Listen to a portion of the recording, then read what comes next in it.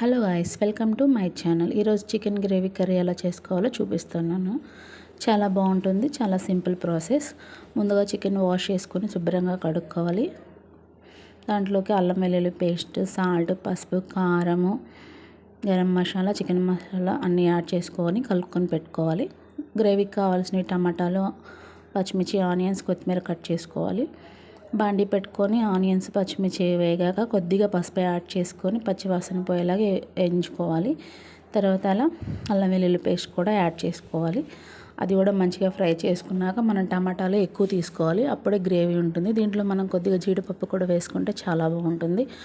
అవి బాగా ఫ్రై అయ్యాక అప్పుడే మనకి గ్రేవీ బాగుంటుంది.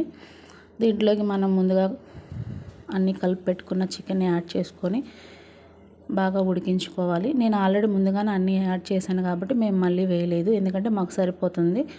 మీకు కారం కానీ సాల్ట్ కానీ సరిపోతే మీరు మళ్ళీ యాడ్ చేసుకోవచ్చు.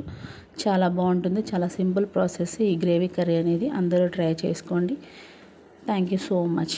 ఈ వీడియో నచ్చితే లైక్ చేయండి, షేర్ చేయండి, సబ్స్క్రైబ్ చేసుకోండి. Thank you all.